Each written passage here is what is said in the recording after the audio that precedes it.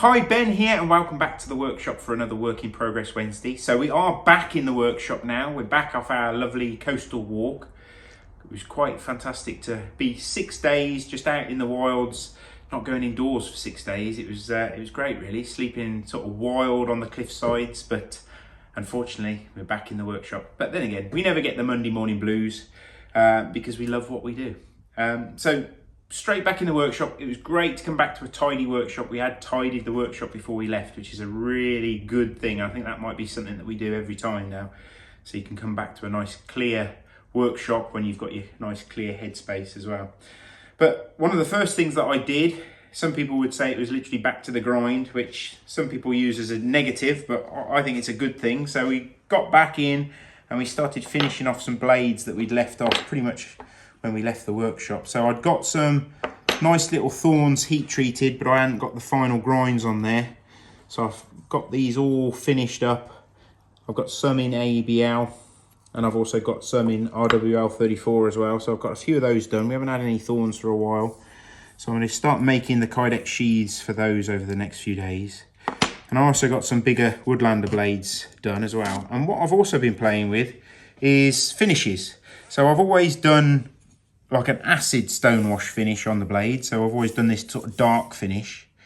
But I was playing around the other day and I wanted to see what it would look like with just a stonewashed finish. So I've actually done a woodlander blade as a sort of test run. And it gives a really nice sort of subdued silver finish. So it's not like a full hand sanded polished finish, but it's a little bit sort of brighter than the dark stonewash really. So I've got a couple of thorns like that as well to play around with. So see what you think about that sort of blade finish. We've also been finishing off a few things. So I've got a few handles that needed shaping. So this one I've just finished off today. This is a really nice bit of unstabilized English elm. So what I've done is I've put it into some Libron finishing oil. And I normally leave that soaking for a good sort of 12 to 24 hours really. So I'll probably take this out maybe this sort of time, lunchtime-ish tomorrow really, and that'll have a really good deep penetration on that timber. And then I've also been finishing off a few other bits and pieces. So I've finished off this really nice Masso Birch Woodlander. This one's in RWL 34. With some really crazy grain going on in that handle. Now this is stabilised, so you don't have to soak it in the oil. All it needs is just basically a few coats of mineral oil and it should be good to go. And obviously this has got the hand rubbed polished finish that I put on some of the blades. So this has got a really nice clean look to it. And being RWL 34, it's pretty much going to stay that look regardless of what you do with it really. So if you're going to be using it as a food prep knife, then you've got no fear of any kind of corrosion on that one. And this one's got nice matching red stitching. Lois has made this really nice sheath for it.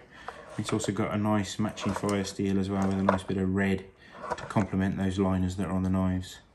This one we finally finished off. I've got to contact the chap. This is a guy that wanted a sort of deer stalking knife. So he's gone for a 3.5 inch woodlander, but he's gone for the AEBL steel again. So he's got a really sort of hard use weatherproof knife and stabilised down, but no liners on that. And it gives quite a different look to it, a much more sort of stripped back, honest working knife, that one. And Lois has got a nice dangler sheath for that one as well. And then finally down this end, this is a set that I've been working on for a custom order.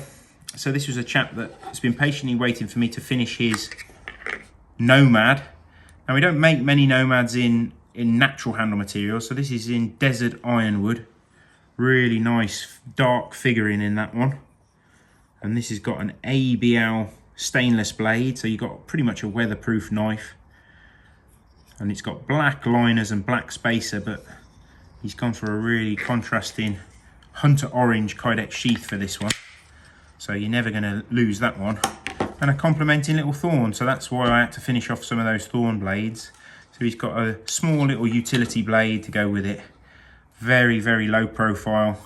And obviously the thorns being so short as they are, they make a perfect little field dressing knife really. And Lois has made a nice little belt sheath to go with the Nomad. So he's got basically both options really. He's got a Kydex sheath and a nice little belt sheath for it as well. And this Orford tan really complements that desert ironwood. I think it's almost the same sort of earthy tones really.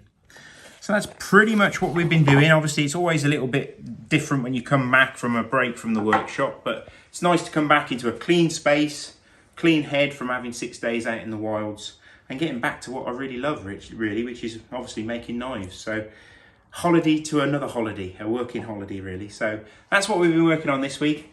Hope you enjoyed seeing our kit list that we were carrying last week on the trail, and hope that you enjoy everything that we do on these Work in Progress Wednesdays really. So if you haven't already subscribed to the channel, remember to do that. And also, I hadn't realised, you have to click the little bell if you actually want notifications to see when we're releasing new videos.